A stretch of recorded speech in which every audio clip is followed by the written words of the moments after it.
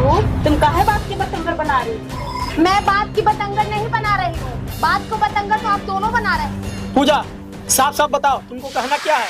हमसे साफ साफ मत पूछिए, आप दोनों साफ साफ बताइए कि आप लोग करना क्या चाहते हैं। हमको यही कहना है, मेरी माँ को सेवा करो और खाना बनाओ और प्रेम से रहो। तो मेरा भी बात कान खोल करके सुन लीजिए, मैं इस घर में खाना नहीं बनाऊंगी तो नहीं बनाऊंगी। तो मेरा बात भी कान खोल कर सुन लो, अगर इस घर में रहना है तो घर का सारा काम करना पड़ेगा, मम्मी का सेवा करना पड़ेगा और तुमको खाना बना के भी देना पड़ेगा। हाँ, तो इससे अच्छा होगा कि इस घर में मैं रहूंगी ही नहीं, मैं जा रही हूँ अपने मायके। देखते हो बेटा कितना तेज में बोलती है। अरे बोलने दो ना माँ, 4 दिन में सब अकल ठिकाने आ जाएगी। देखते हैं इसका माँ बाप कितना दिन काम आता है। रहिए अब आप लोग माँ बेटा दोनों चैन से, मैं जा रही हूँ।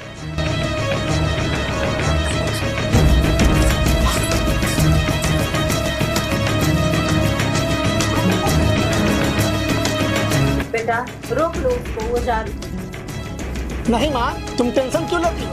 तुम चलो आराम से रहो।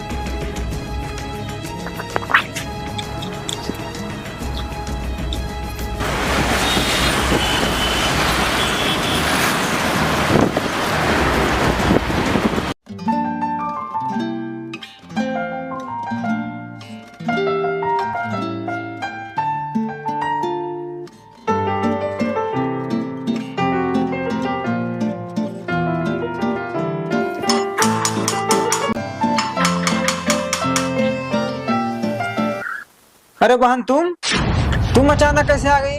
वो क्या है ना भैया, ससुराल वालों से मेरी झगड़ा हो गई, इसलिए मैं आपके पास आ गई रहने के लिए।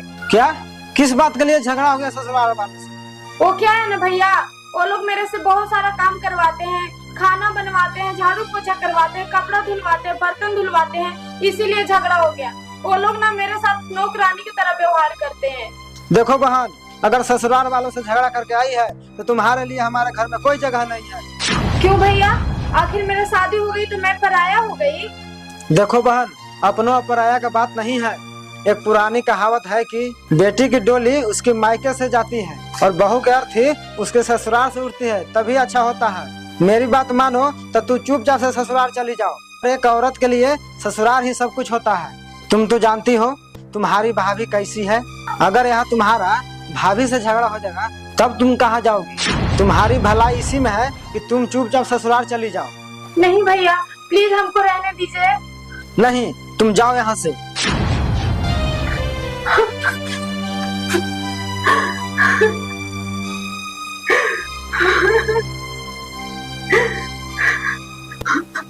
अब मैं कहाँ जाऊंगी? अब तो कोई नहीं है हमारा। তোর নাচে নাচে দুনিয়া গোল, তুই আগুন আগুন আমি করো।